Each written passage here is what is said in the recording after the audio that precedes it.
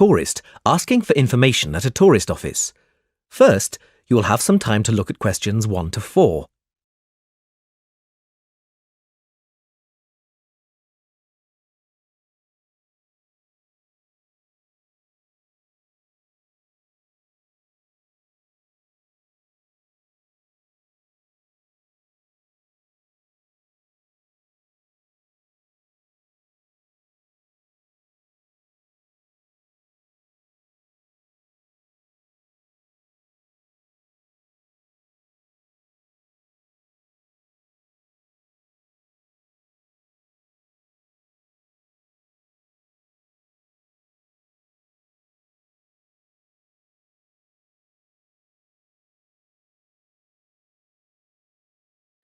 Now we shall begin.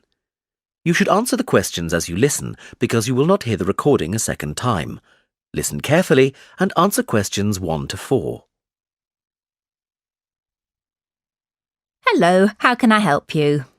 Hello. Is it possible to book a bus tour of the city here? Of course, sir. When would you like to take the tour? There are tours in the morning, afternoon and evening. Sometimes it's nice to see the city at night with the buildings lit up. We'll be going out for dinner tonight, so we'd prefer to go this afternoon. Oh, and it's for 2 people. Right. Now, I just need some details. Can you give me the names of the 2 people, please? Yes, Susan Field and James Carter. Susan Field and James... Sorry, can you spell your surname for me, please? It's Carter. Carter. Thank you. And can I have a contact telephone number? Why do you need one? Just in case we have to cancel the tour and need to contact you. I see. Well, my mobile number is 07988 636 197. That's 07988 636 197. Now, can you also tell me which hotel you're staying at? The Crest Hotel. Oh, no, sorry. That's the hotel we're staying in next week. It's the Riverside Hotel. Oh, the Riverside is a lovely hotel. Are you enjoying your stay? Yes, we are, very much. We'd definitely recommend it to others. Oh, I am glad. Now, I can book you on the tour at 4 p.m. Would that suit you? Alternatively, there is one at 2. 2 would be better for us, please. Right. That's booked for you, sir. 2 people at 2 p.m. today, August the 14th. You pay the bus driver when you get on, and it's £4 per person. Thank you very much. Before you hear the rest of the conversation, you have some time to look at questions 5 to 10.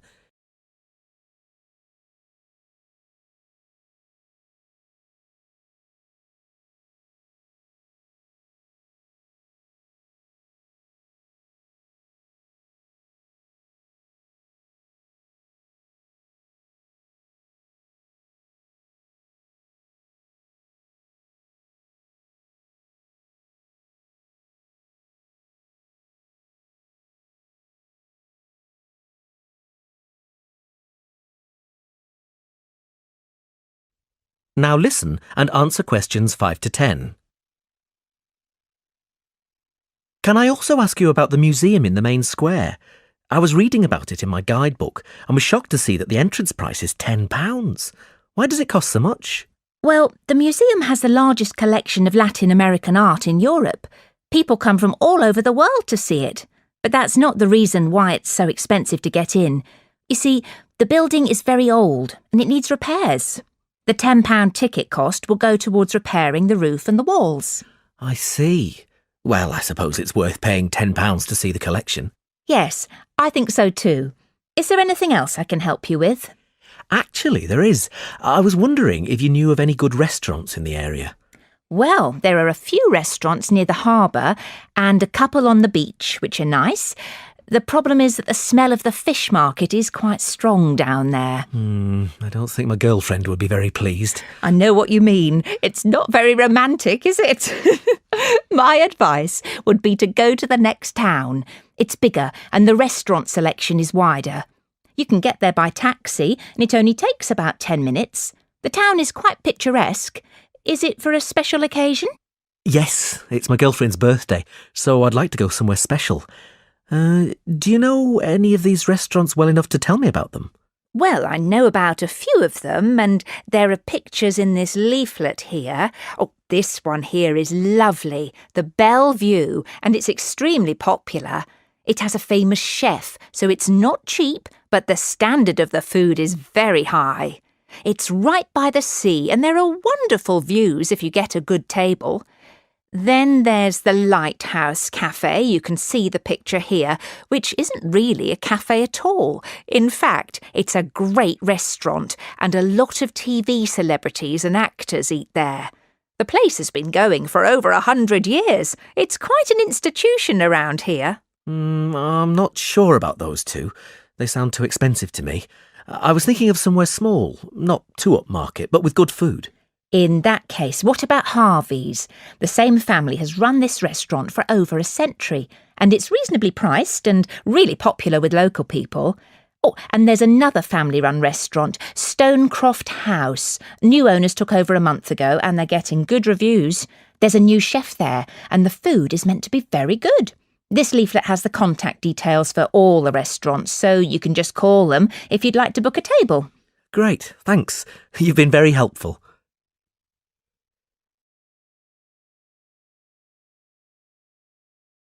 That is the end of part 1.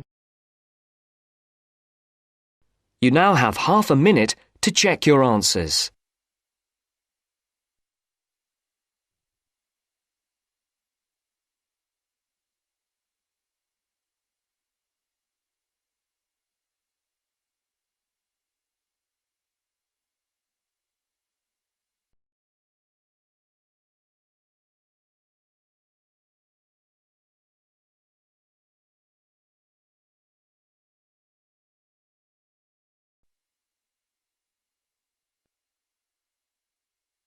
Now turns to part 2. Part 2. You will hear an extract from a talk about employment interviews. First, you have some time to look at questions 11 to 14.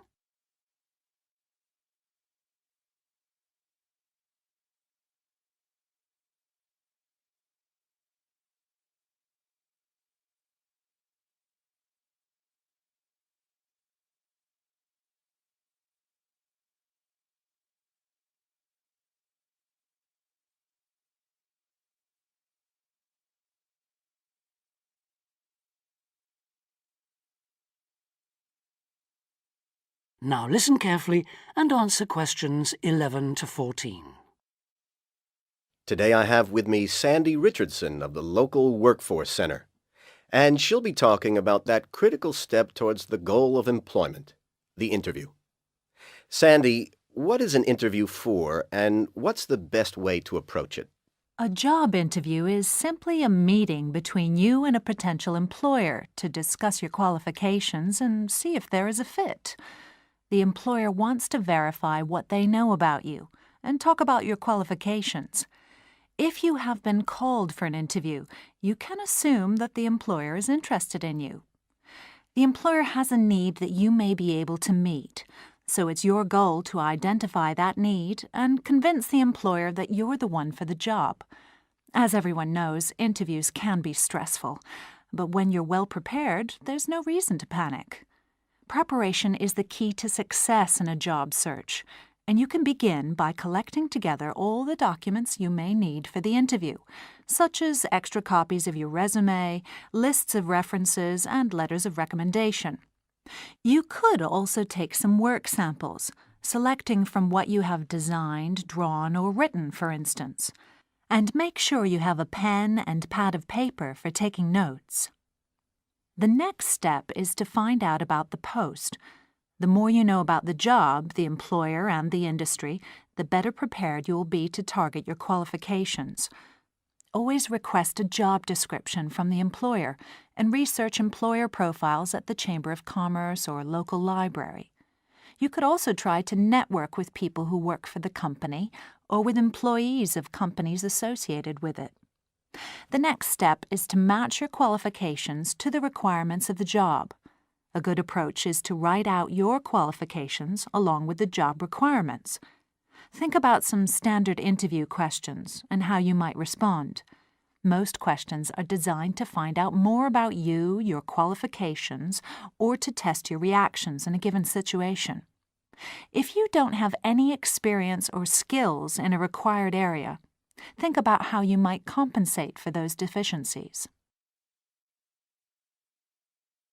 Before you hear the rest of the talk, you have some time to look at questions 15 to 20.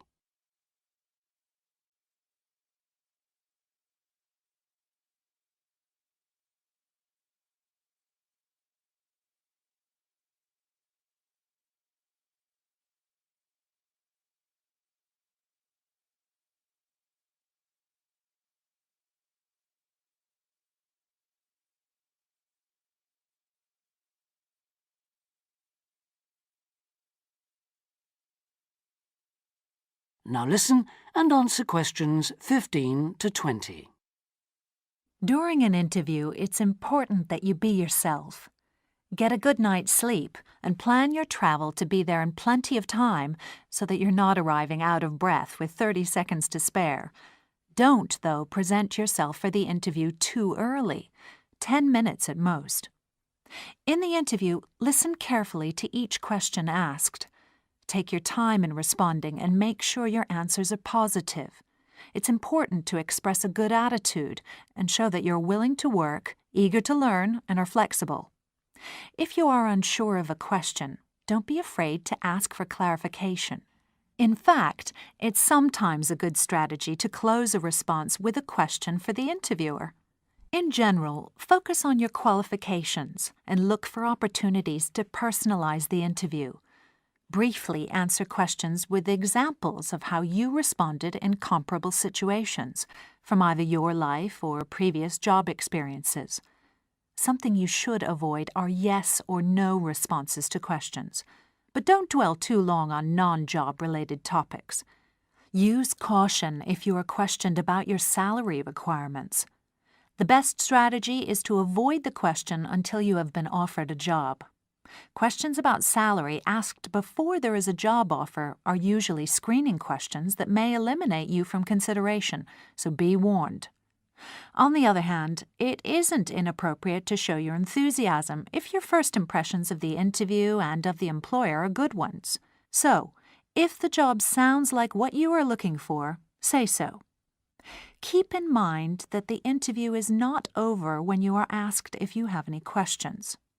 Come prepared to ask a couple of specific questions that again show your knowledge and interest in the job. Close the interview in the same friendly, positive manner in which you started. When the interview is over, leave promptly. Don't overstay your time. Think about the interview and learn from the experience. Evaluate the success and failures. The more you learn from the interview, the easier the next one will become. You'll become much more confident. To close, here are a few more tips. First, maintain good eye contact throughout the interview and be aware of nonverbal body language. Second, dress a step above what you would wear on the job. Go to the hairdressers, have a shave, etc. Remember that your appearance is a key indicator of whether you have the right attitude, so it can pay to give some thought to how you look. And finally, don't be a clock watcher. That is the end of part 2. You now have half a minute to check your answers.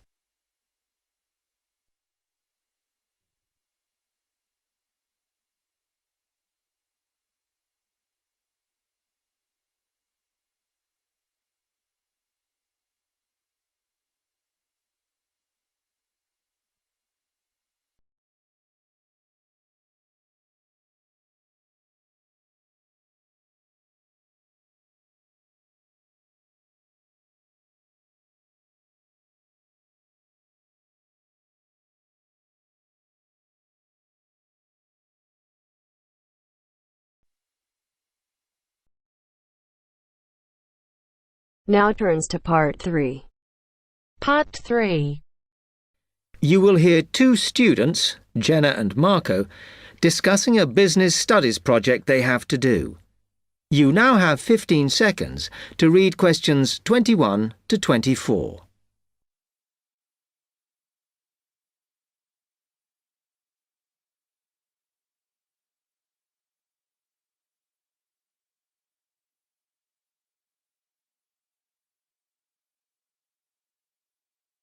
Come on, Marco. We've got to get on and sort out this project for Professor Buckley. Hang on. I want to make sure we've got all the information. Now, where are we? Well, today we need to sort out exactly what we're going to do and how we're going to divide the work up. Okay. How long have we got, by the way? The end of term is April 6th, and he said to hand it in on week 8, so that's March 25th at the latest, because the beginning of that week is the 21st, so not long. Right. Have you got the notes there? Yes. He wants us to do a fairly small-scale study, like the last one, on whether or not businesses were offering more benefits to staff. And we've now got to look at the rise in older workers. It should be fairly straightforward. Yeah, as long as we keep it small. Who's marking it? I don't know. Sometimes he gets the PhD students to mark it for him. Oh, actually, it just says here, a senior lecturer. I suppose it's too much for Professor Barclay to do them all. Yeah. Anyway, how are we going to go about this? Well, we have to decide how big we want it to be and who... Yeah, but I think we must sort out a timetable for the project. Otherwise, nothing will get done. Okay. Do you want to do that? All right. I'll do it as soon as we finish here. Before you hear the rest of the talk, you have some time to look at questions 25 to 30.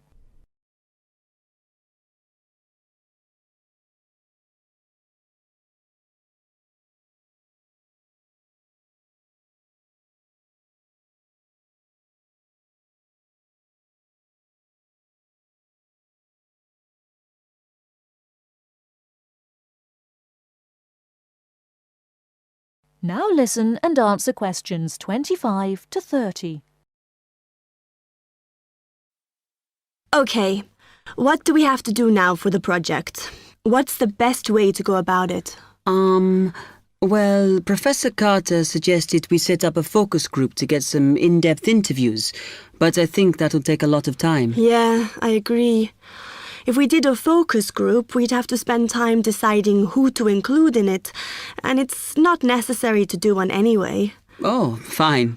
And if you agree, I think we should get in touch with the businesses on the list Professor Carter gave us and ask them if they're prepared to participate. Sounds good. Then we can go there, give them questionnaires and collect them later. Exactly. Okay. Then do we need to book one of those study rooms in the library so we can work together to input the data? Perhaps not, as I guess just one of us could just sort it out actually. Yes, that would be easier. A lot of what we're doing is qualitative, so it'll be writing up rather than statistics. No software for that, I'm afraid.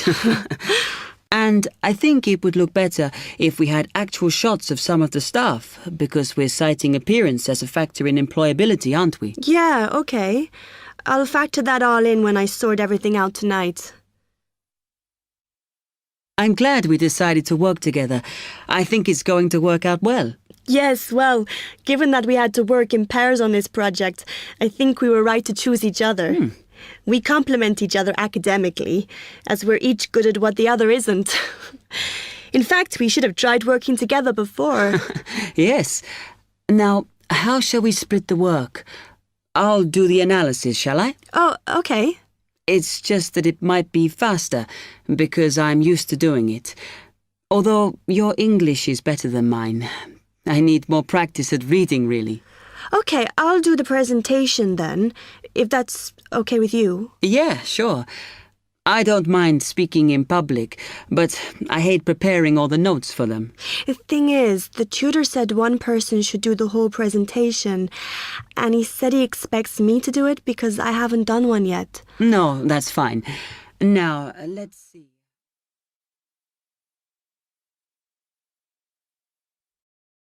That is the end of part 3. You now have half a minute to check your answers.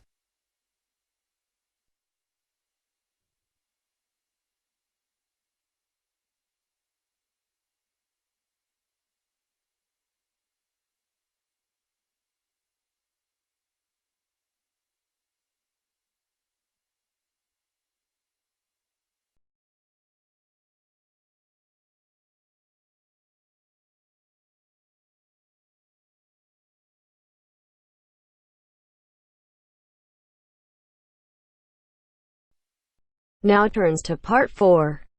Part 4. Now listen to the second part of the lecture. As you listen, complete the notes below. First, you have some time to look at questions 31 to 40.